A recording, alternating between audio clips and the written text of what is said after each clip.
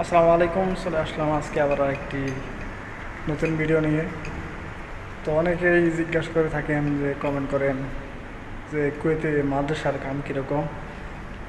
তো আজকে মাদ্রাসা নিয়ে আর কি বিস্তারিত আলাপ করব, মাদ্রাসার কাম কীরকম এবং বেতন কত টাকা দেয়, তো এগুলো নিয়ে আজকে আলোচনা করব।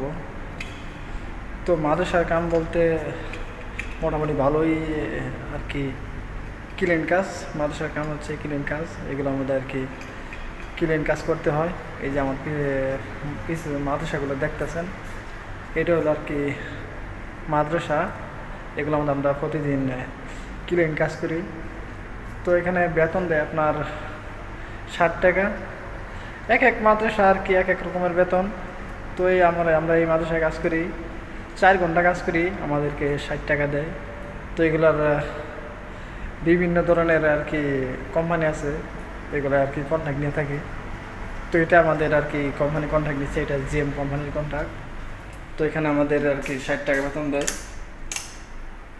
তো এটাই আর কি মাদ্রাসা। আর এখানে আর কি আমরা বিভিন্ন ধরনের কাজ আছে। এখানে অনেকে আবার চা গাওয়া, তারপরে ওই ক্লিন কাজ, ছাত্রদের আর কি নিয়ে আসা, দেখভাল করা, এরকম আর কি কাজ কাম। তো এটা আমাদের আর কি জিএম কোম্পানির কাজ। এই জায়গায় আর কি জিএম কোম্পানি কন্ট্যাক্ট পাইছে, তো আমরা জিএম কোম্পানিতে কাজ করি।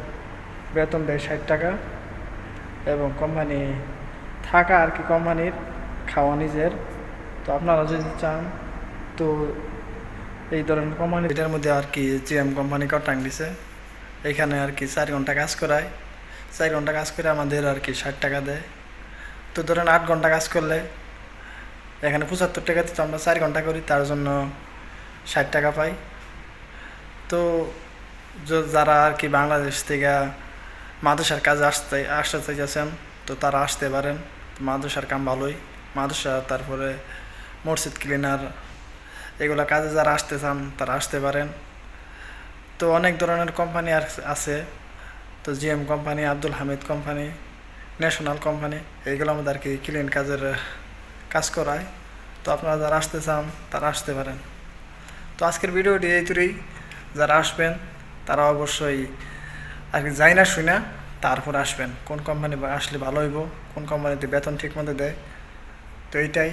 তো ভালো থাকেন সবাই। আল্লাহ হাফেজ।